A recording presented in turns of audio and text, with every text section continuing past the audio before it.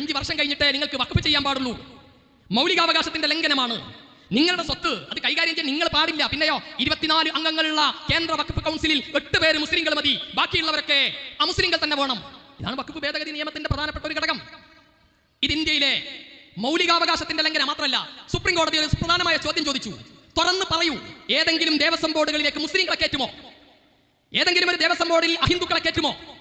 തുഷാർ മേത്ത ഉത്തരം പറയാനേ കഴിഞ്ഞിട്ടില്ല. എന്താ കാരണം? ഇത് ലക്ഷ്യം വെക്കുന്നത് ഇന്ത്യയുടെ കണ്ണായ സ്ഥലങ്ങളിൽ പാവം മുസ്ലിങ്ങൾ ചോര നീരാക്കി അധ്വാനിച്ചുണ്ടാക്കിയിട്ട് കൊടുത്ത സ്വത്ത് തട്ടിയിട്ട് നിങ്ങൾ ഒരിക്കലും പ്രിയപ്പെട്ട ഈ നാട്ടിലെ ഹൈന്ദവ സഹോദരങ്ങളെ തെറ്റിദ്ധരിക്കണ്ട. ഇത് ഹിന്ദുക്കൾക്ക് കൊടുക്കാനല്ല, മറിച്ച് കുത്തക മുതലാളിമാർക്ക് പതിച്ചു നൽകാനാ. ഇത് മുസ്ലിങ്ങളെ നേരെ മാത്രമല്ല ഉണ്ടായിട്ടുള്ളത്. ജാർഖണ്ഡിൽ ആദിവാസികളുടെ കോടിക്കണക്കിന് ഏക്കർ ഭൂമി പതിച്ചു കൊടുത്തു അംബാനിക്ക്. എന്തേ മണിപ്പൂരിൽ ഇത്രയും വലിയ കലാപം ഉണ്ടായത്? അവിടെയുള്ള പാവം ആദിവാസി ക്രൈസ്തവ സഹോദരങ്ങളുടെ 60,000 ഹെക്ടർ ഭൂമിയാണ് അദാനിക്ക് ഓയിൽ കമ്പനി നടത്താൻ വേണ്ടി പതിച്ചു കൊടുത്തത്. ഇനി ഇതാ യുപിയിലെ കണ്ണായ സ്ഥലത്തുള്ള ഈദ്ഗാഹ് ഭൂമി കുത്തക മുതലാളിമാർക്ക് പതിച്ചു കൊടുക്കണം. അതിനാണ് വഖഫ് ബില്ല്.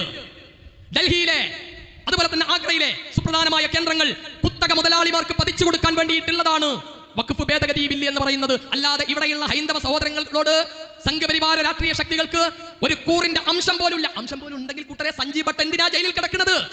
സഞ്ജീവ് ഭട്ട് ഉന്നത കുലജാതനായ ഹിന്ദുവാണ്. എന്തിനാ ഗൗരി ലങ്കേഷ് കൊല്ലപ്പെട്ടത്? എന്തിനാ ഇന്ത്യയിലെ അറിയപ്പെടുന്ന ബുദ്ധിജീവികളായ ഹൈന്ദവ സഹോദരങ്ങൾ കൊല്ലപ്പെട്ടത്? അവർ ഹിന്ദുക്കളല്ലാത്തതുകൊണ്ടല്ലോ. ഹിന്ദുവിനോട് ഇവിടെയുള്ള സംഘപരിവാര രാഷ്ട്രീയ ശക്തികൾക്ക് ഒരു സ്നേഹമില്ല, മറിച്ച് ചുരുക്കി പറഞ്ഞത് വഖഫ് ഭേദഗതി ബില്ല് എന്ന് പറയുന്ന സമയപരിമിതമായതുകൊണ്ട് അവസാനിപ്പിക്കുക. വഖഫ് ഭേദഗതി ബില്ല് എന്ന് പറയുന്നത് മുസ്ലിം സമുദായത്തെ ഇവിടെ നിന്ന് ഇല്ലാതാക്കാനുള്ള കൂടി പദ്ധതിയാണ്. ആർട്ടിക്കിൾ 14 മുതൽ 18 വരെ സമത്വമാണ് ഇന്ത്യൻ ഭരണഘടന നൽകുന്ന സന്ദേശം. അതിനെതിരാണ് വഖഫ് ഭേദഗതി ബില്ല്. ഒന്നുകൂടി പറയട്ടെ, ഈ മലപ്പുറത്ത് വന്നിട്ട് അത് പറയാതിരുന്നാൽ ഒരു തൃപ്തി കിട്ടില്ല.